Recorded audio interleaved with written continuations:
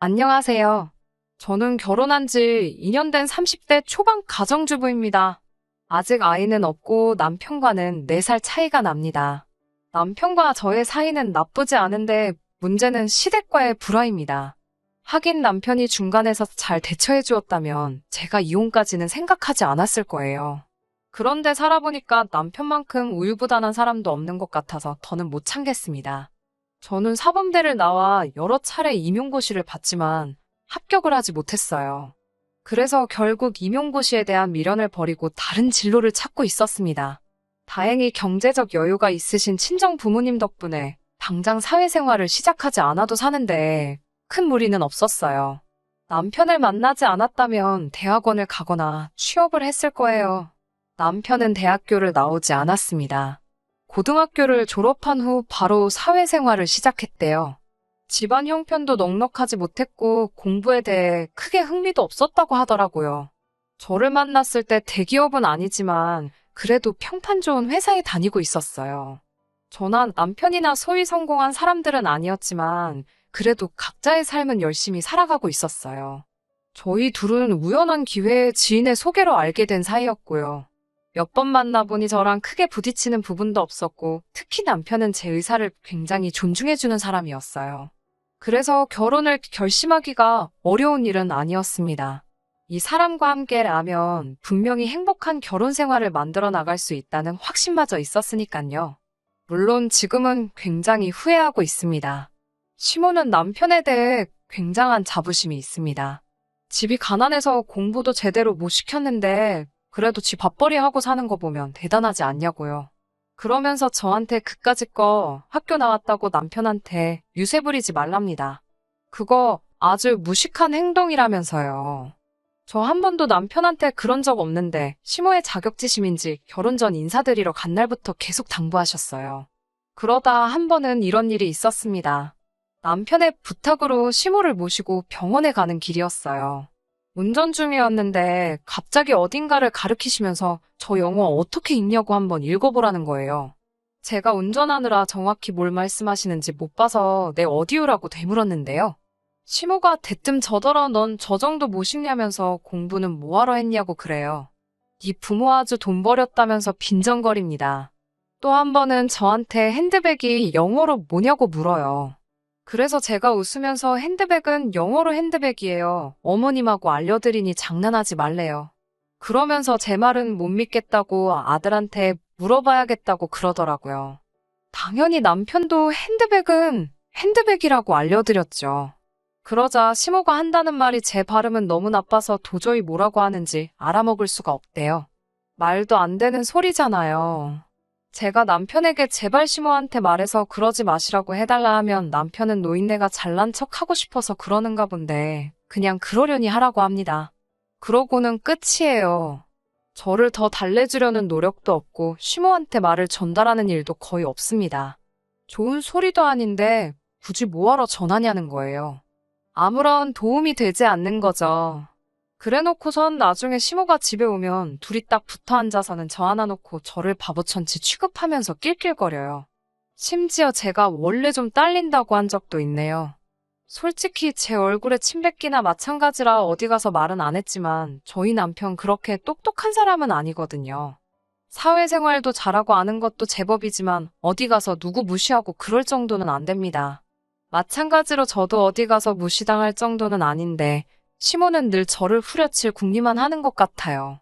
남편도 옆에서 말리지는 못할 망정 같이 사람 우습게나 만들고요. 게다가 시모는 저뿐만 아니라 저희 어머니도 무시하더라고요. 저희 친정 어머니가 음식하기를 정말 좋아하세요. 그래서 지금도 자주 음식을 해서 저희 집에 가져다 주십니다. 근데 정말 어이없는 건 시모가 시시때때로 연락도 없이 저희 집에 오거든요. 와서 저희 집 살림살이에 그렇게 참견을 해요. 거기까지야 젊은 저희가 어떻게 사는지 궁금해서 그러시는 거라 이해하려고 노력합니다. 그런데 냉장고에 반찬이 있으면 꼭 그걸 가져가세요. 니네 어차피 집에서 잘 먹지도 않고 버리면 아까우니까 본인이 어쩔 수 없이 가져가신다는 말도 안 되는 핑계를 대시고는 말해요.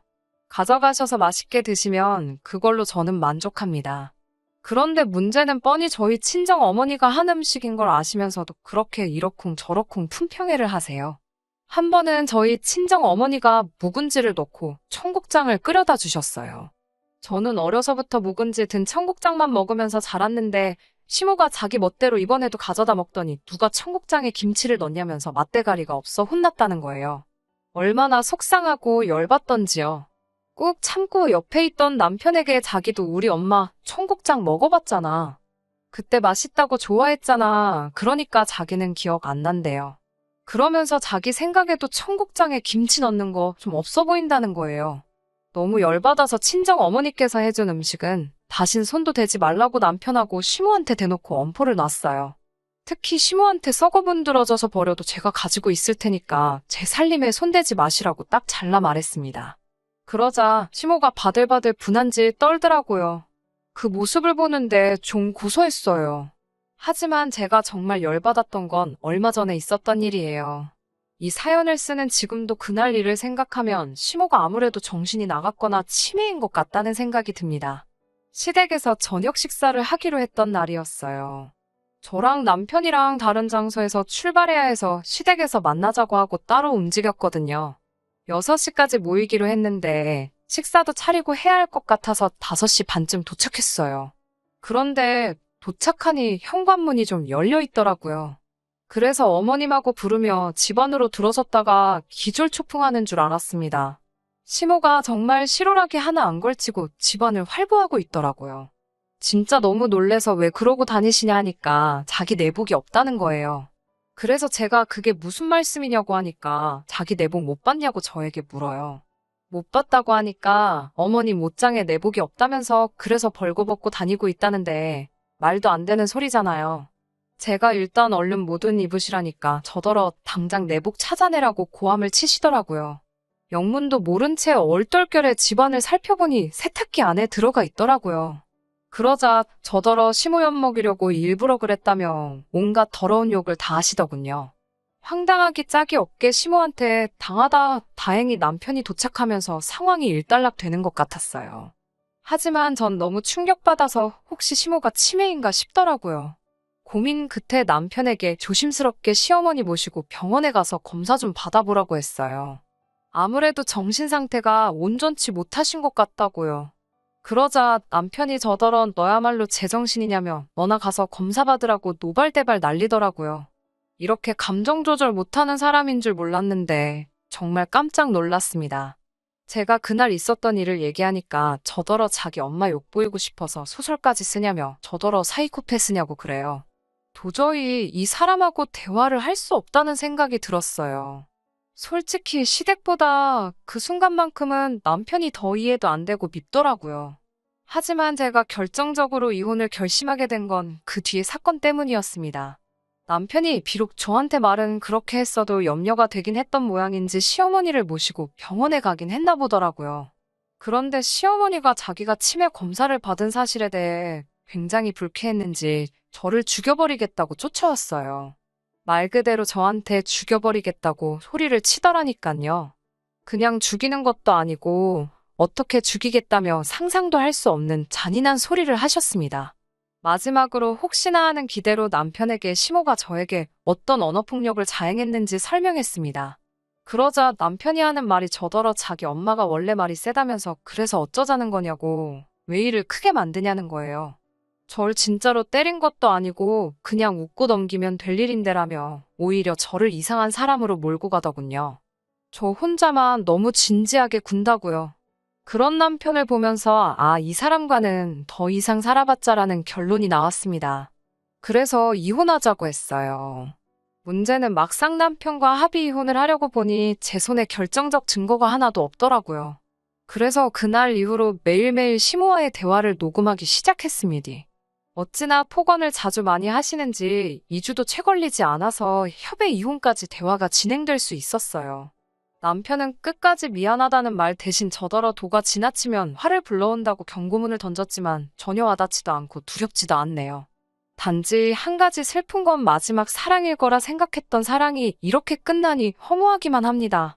그래도 당분간은 상식이 통하는 사람들과 즐겁고 행복하게 사는데 집중해 보려고요. 행복한 봄날 되시고 들어주셔서 감사합니다.